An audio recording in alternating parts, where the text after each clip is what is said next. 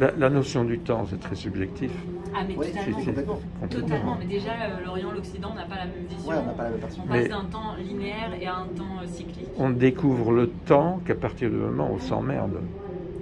Alors Ouais, moi, il y alors- a un truc qui m'angoisse à fond, c'est les gens qui disent « je passe le temps ». Je fais ça pour passer le temps. Et alors là, moi, Ouais. je Ouais, trouve ça, ça c'est dingue dur. de Ça, faire c'est ça, dur. de passer le temps. Ouais. De faire quelque chose pour passer le temps. Mais en fait, dans tout notre travail, en fait, quelque part, on montre par des typologies de personnes très, très précises que le temps n'est pas pareil pour tout le monde et qu'on ne le consomme pas de la même manière. Je veux dire, Mazen ne consomme pas son temps de la même manière que Kelvin, et son temps est différent de celui d'une personne qui est en prison et qui est différent d'un toxicomane qui lui est dans une prison psychologique et physique. Donc voilà, et en fait, Son temps à lui, c'est chercher de la drogue voilà, toute la c'est ça, journée. c'est ça. Et, Ouais.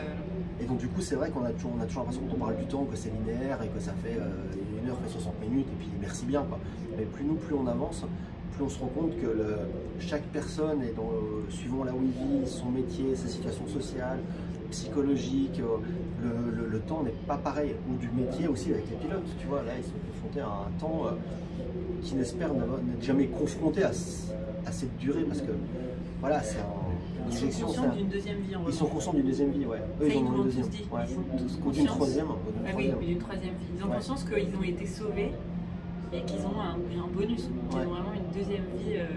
Ils sont dans leur deuxième vie, là. Ouais. De leur ouais. vivant, ils sont dans leur deuxième C'est vie. ça. Ah, ils ont frôlé la mort. Donc, Ils du ont coup, pris la forcément, mort, ils sont ils conscients. savent. C'est ça. ils Donc savent c'est très des ressuscités, quoi. Ouais, en tout cas, c'est des échappés sur la ligne. En tout Et cas. ça renvoie à la phrase qu'on a mise sur le mur à l'entrée, où on parle des mémoires du bourreau Samson, qui dit que le comte de Charost, au moment où il allait à l'échafaud, il lisait un livre, et en montant les marches, en fait, il corne la page du livre et il le donne au bourreau. Et cette image, en fait, Ouais. de l'idée De du retour, l'improbable ou retour. bien d'une forme d'arrogance. Je trouve extraordinaire. Ouais. Donc voilà. Ouais. En l'occurrence, Charost, il corne la page, il revient pas. Ouais. Mais les pilotes, eux, ils reviennent. Ouais. Ah. Donc tout est lié en fait, enfin, que ce soit la Mais- question de la serrure qui peut être celle du paradis ou celle de la prison, de la statuaire, enfin voilà, il y a un moment, c'est ce qu'on disait tout au début, c'est que comment, il y a toujours l'impression de déjà vu, mais pas complètement, puisqu'en fait soit ça s'oppose, ça se complète, ou c'est une serrure, paradis, prison, ça n'a rien à voir, mais ça reste une serrure, l'enfermement, est-ce qu'on est dehors ou derrière? Toutes ces questions-là sont posées dans l'exposition en fait. Et qu'est-ce qu'on devient, qu'est-ce qu'on est et qu'est-ce qu'on laisse comme trace aussi. Parce que le destin est aussi joue un rôle important. Très, très, très philosophique tout ça. Mais finalement, pour un artiste, le temps, c'est quoi? C'est l'échappatoire. C'est sortir. Justement, on fait de l'art pour passer le temps, pour oublier que la finalité nous guette. Non, nous, on le voit pas comme ça. On fait de l'art pour rappeler aux autres de ne pas le perdre. On fait de l'art pour pas faire oublier aux autres qu'ils ne doivent pas perdre leur temps. C'est pour ça. Le temps, c'est de l'argent finalement. On laisse des traces. Bon, les Hein? visiteurs ne sont pas forcément des acheteurs. Hein. Mais il faut. Si le visiteur à la sortie de l'expo se rend compte que sa perception du temps est valable pour lui, mais que c'est différent pour les autres, et qu'il n'y a pas une ligne directrice dans le temps, pour nous c'est gagné, quoi. C'est ça aussi, quoi. Parce que ça remet en cause la manière dont on vit, la manière dont on consomme la vie, la manière dont on consomme. Il n'y a le qu'une temps. ligne directrice dans le temps? Non, justement. Non, justement. Il y en a Mais plein. beaucoup de gens pensent qu'il n'y en a qu'une seule. Alors, que là, il y en a parlons-en.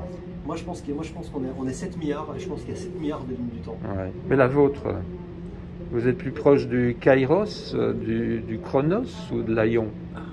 Ah, Chronos.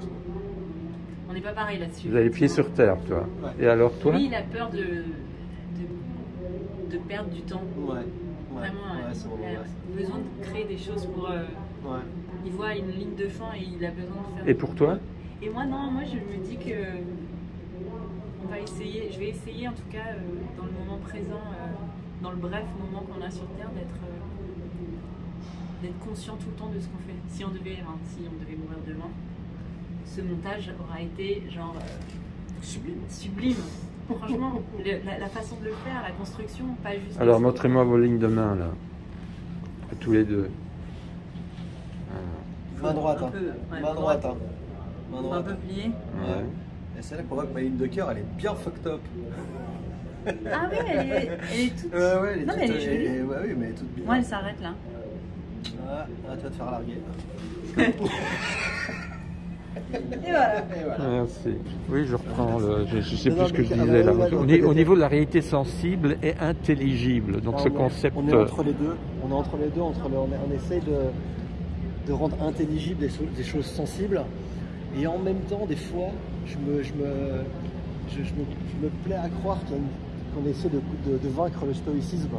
C'est-à-dire à quel moment est-ce qu'on a prise sur les choses et à quel moment on doit laisser filer les choses. Et quel est notre impact avec toute l'énergie qu'on met. Est-ce que ça change les choses ou pas? Est-ce que le destin il est changeable? Est-ce qu'il est subi? Est-ce qu'il est imposé? Donc des fois c'est de l'anti-stoïcisme primaire, c'est assez... mais c'est cette question en fait de comment on aborde la vie et qu'est-ce qu'on essaye d'en tirer. Quand je vois les lignes de destinée de Toxicomane, on sait qu'ils sont encore en route et puis mais en même temps de notre vie on a envie de laisser une trace et ça ramène au statut où on se dit mais qu'est-ce qu'on accomplit?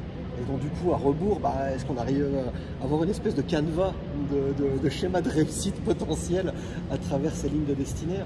Et puis il y a des gens comme Mazen qui eux sont dans un côté très sisyphéen, c'est un manège sisyphéen, Mazen. C'est lui? Oui, qui est le porteur de croix, qui lui aussi a créé c'est son business. père, son grand-père, un business qui répondait à une demande. On est toujours sur la question de la réponse de la demande. C'est un peu la même chose chez vous. Oui, non mais complètement. C'est votre action dans l'art répond à une demande dans la société. Alors on a essayé que ça... En tout cas, on a essayé d'amener des choses dans l'art qui permettaient aux gens de briser une forme de certitude. C'est ça qu'on essaie de faire. C'est-à-dire que quand on parle avec tout le monde, on a l'impression que tout le monde sait tout sur tout. Alors franchement, un peu d'humilité, ça fait pas de mal. Et dire qu'il y a des choses qu'on ne connaît pas ou des aspects qu'on ne voit pas. Juste, nous, Estef et moi, dans notre carré, on se balade sur une plage et on essaie de trouver le grain de sable qui brille le plus.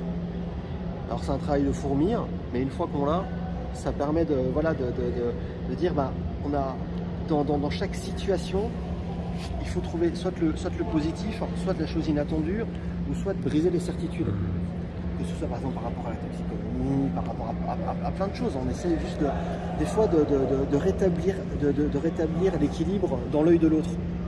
C'est-à-dire c'est qu'il y a beaucoup de gens qu'on regarde de haut, parce qu'on a l'impression qu'on sait que si, que ça, et qu'on ne veut pas voir parce que ça ne nous arrange pas, parce que ça... Voilà, et donc nous on vient, on est un peu les enfants terribles qui venons un peu foutre le bordel dans les certitudes en disant ouais, alors ok, t'as peut-être raison de ton point de vue, mais mon père dit toujours une phrase très juste, ça il dit, pour transformer une chute en envol, il faut changer de perspective. Et c'est ce qu'on essaie de faire dans notre travail, c'est-à-dire de dire ok, mais pas que. Et donc c'est un vrai travail de fond, de recherche, d'écoute, d'empathie et de donner des fois de la justice aussi à des gens qu'on ne considère pas.